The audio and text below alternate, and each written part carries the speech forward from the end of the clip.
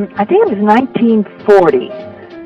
My parents built a house on Fulton, and it was as I remember it, it was $5,000 house and lot, and it was a 2-bedroom with a den, 1-bathroom house. And I went from the 2nd grade to all through elementary and junior high and high school living there. The neighborhood was so safe. We'd walk to school or ride a bike to school. On Fulton, there was almost no traffic. That's where we played kick the can and hit the bat right in the middle of the street. And we would move over if a car was coming. Didn't come very often. We had neighbors next door who we were so close to. We used to talk through the kitchen window on our side and the bathroom or bedroom window on their side, back and forth to each other. Very, very close with all neighbors.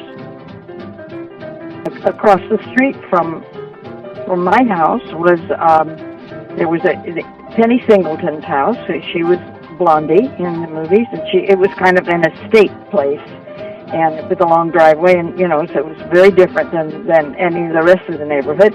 And then right next to that was a walnut orchard and a farm, Vanoni's farm. There was a barn on the property. There were lots of walnut trees.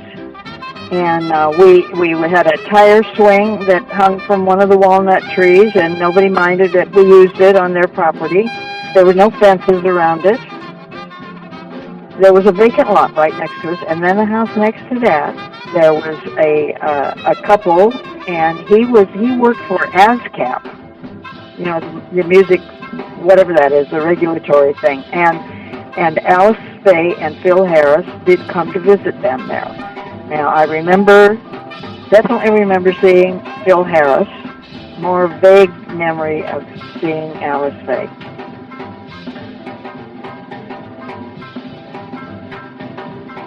Yeah, she lived a couple of blocks away, and she gave, singing lessons, kind of like a show choir, like Glee is now on television. She gave singing lessons, kind of animated singing. I remember taking those lessons, and a couple other kids from the neighborhood took them, and then but she moved away, and I think she moved away. My memory is that she moved away and married Groucho Marx. Now, I'm not sure of that, but I remember her. She was very pretty.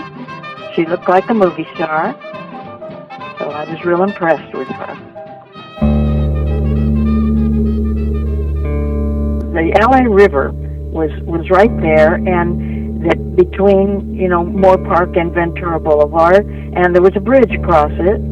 And during a heavy rainstorm, and we always thought, I remember as a kid thinking that the bridge swayed. It probably did.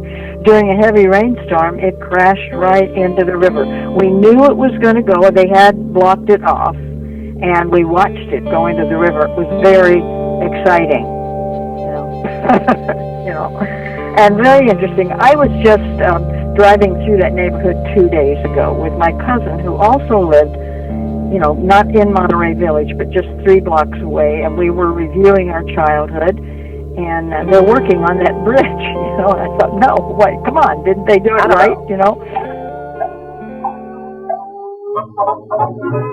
We could walk everywhere, walk to, it was Monterey Market at Riverside and Coldwater, and we could just do just about everything right there. We could walk to Ventura Boulevard and get the bus to go to the Lorena Theater in Sherman Oaks for the Saturday matinee, and that was a big deal.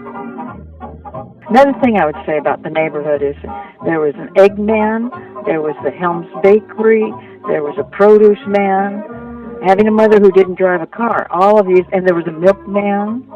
They came right to your house. Now, St. Francis Church, at the time I lived there, was on Fulton. It's now moved a couple of blocks, and evidently there's just some other thing that has to do with the church that's a chapel, they call it now.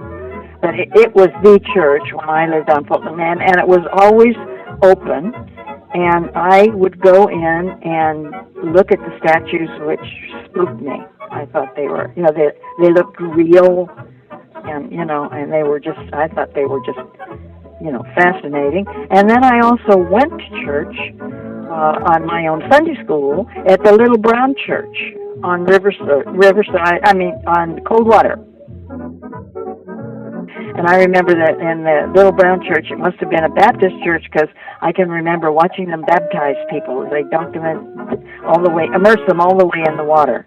That also fascinated me, although I never participated in it. But all of that was, kind of exotic to me. I got married in 1951 and moved away. I was 19.